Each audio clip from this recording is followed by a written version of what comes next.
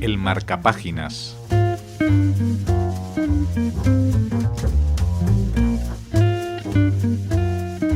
Recibimos, y es un placer y una alegría, a Adolfo García Ortega aquí en su casa, en Radio Sefarat. Un placer para mí también, por supuesto.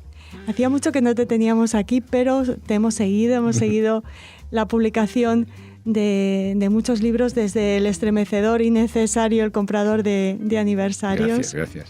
Y ahora tenemos El evangelista.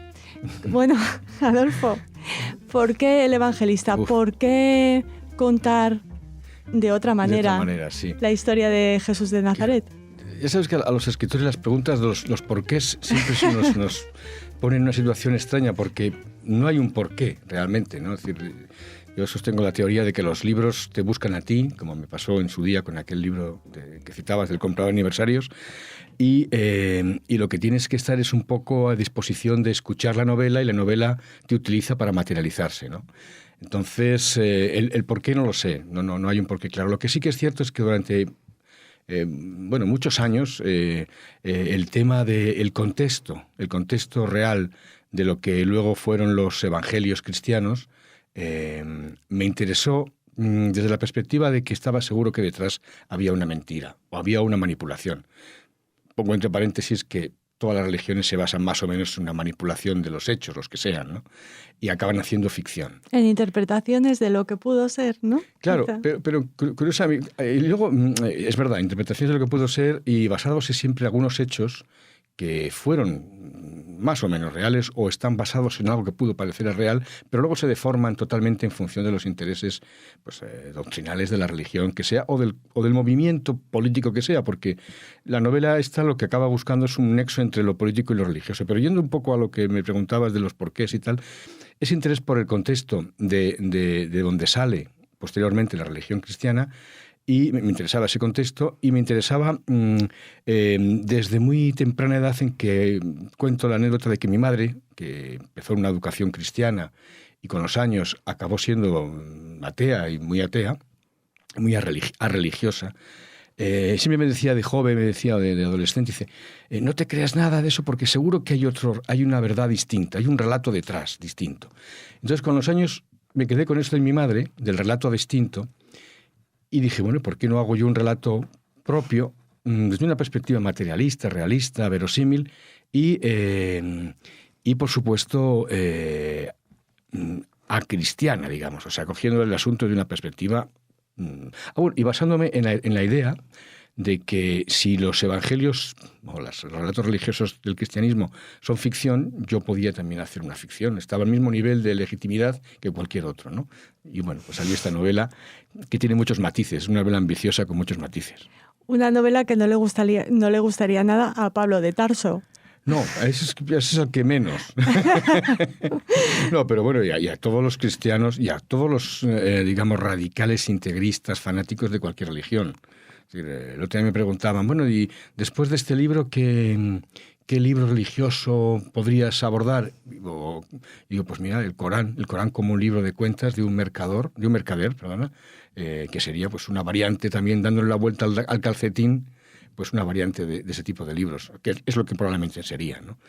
Bueno, el hecho es el hacer una ficción. Es una novela histórica, es una novela de acción, pero también es una novela que tiene una visión que podía parangonarse un poco con los tiempos actuales, las corrientes actuales, desde la perspectiva de que vuelven los integrismos, los fanatismos religiosos, la implicación de la religión o de los esquemas religiosos en la política y un concepto patriotero de las cosas, ¿no? Es decir, mi personaje está enmarcado en un movimiento político, patriótico, religioso, que recuerda a muchos de los populismos que ahora vivimos de derechas o de izquierdas, ¿no?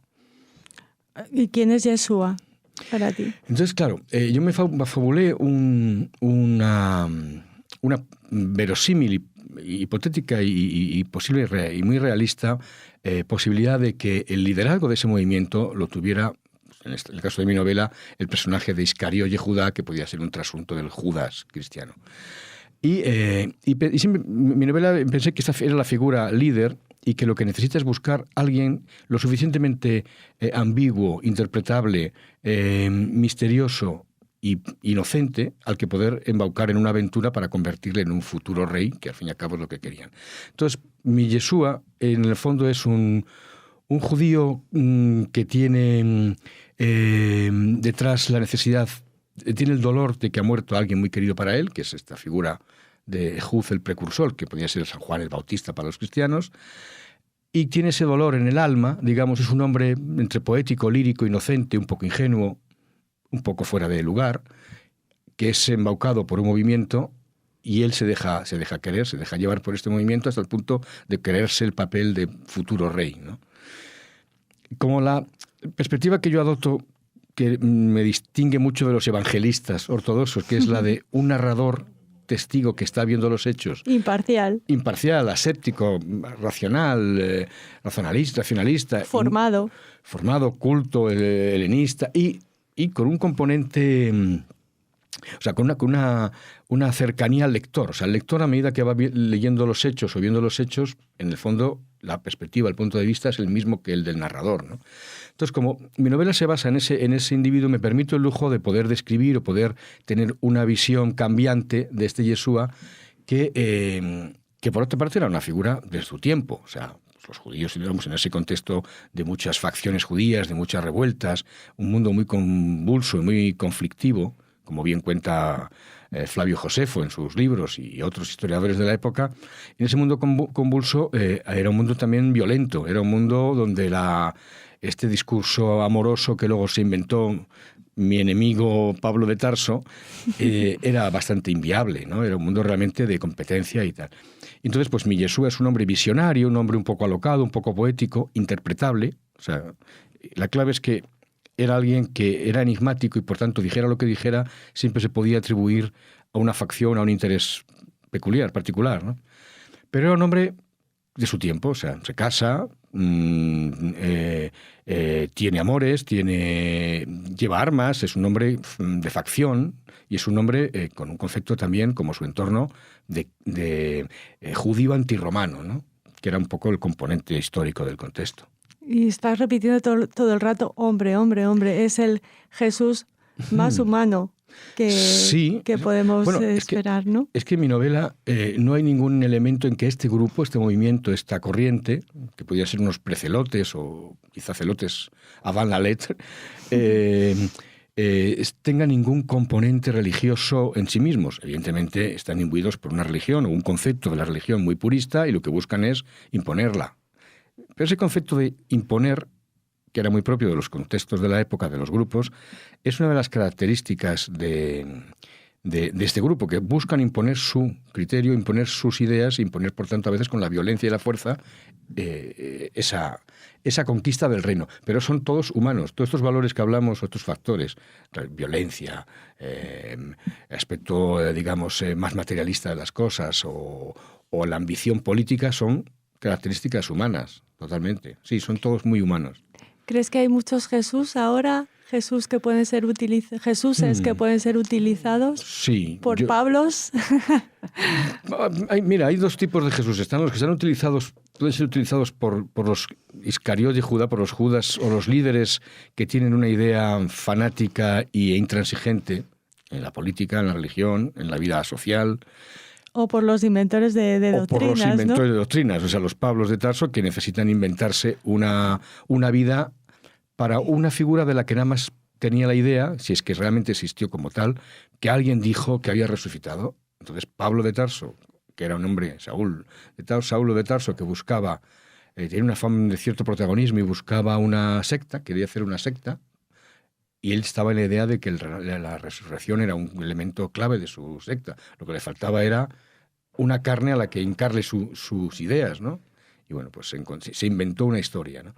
Entonces, una de las gracias de mi novela es que puede permitirse el lujo de que, imagínate que fuera un texto en el que todos los demás evangelistas se basaran. O sea, que realmente el palincesto de los evangelios ortodoxos es este texto de un testigo de su tiempo, que es una especie de periodista de su tiempo, que, por otra parte, igual que el lector, ante la realidad puede ser objetivo, puede ser racional, pero hay un momento en que tienes que implicarte. La realidad siempre te pide o te impele a cierta acción o a una toma de partido.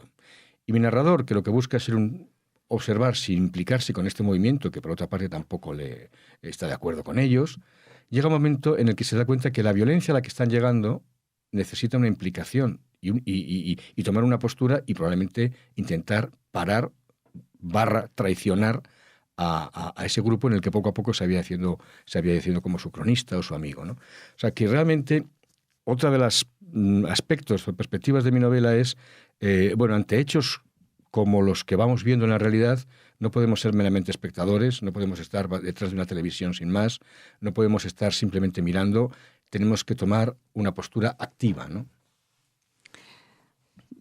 Para que no haya deicidios políticos. Sí, bueno, efectivamente, pero... O para que los haya. Claro, el concepto de deicidio, hay tantos dioses, diosecillos, hay tanta tendencia a achacar la responsabilidad histórica y la responsabilidad propia a otros valores, a unos absolutos, que te justifican tu acción, que realmente todo deicidio casi está permitido, es necesario, ¿no? Pero al final la lección es que ante la necesidad de un cambio histórico hay dos caminos. O intentar reformar la historia o intentar cambiarla mediante una acción rebelde, subversiva o revolucionaria. Cuando se intenta reformar las cosas, los caminos son muy lentos y generalmente son injustos. Cuando se intenta hacer un cambio radical tipo revolución, tipo subversión, siempre se acaba en sangre y también en un ámbito injusto. O sea, la historia, por tanto, la historia de la humanidad es la historia de una injusticia permanente. La puedes contar con el discurso que quieras, puedes meter factores religiosos o políticos o de liberación o llámalo como quieras, pero al final siempre el que padece es el pueblo, la inmensa mayoría de la gente. Adolfo, entonces tú de alguna manera te sientes como un evangelista de nuestro tiempo. No, ¿O cómo se contarán nuestros días en el futuro, ¿no? En el sentido de alguien que está contando una historia para una historia religiosa, digamos. No. Pero sí, lo que sí que me considero como escritor es un cronista de la realidad y la puedo metaforizar de muchas maneras.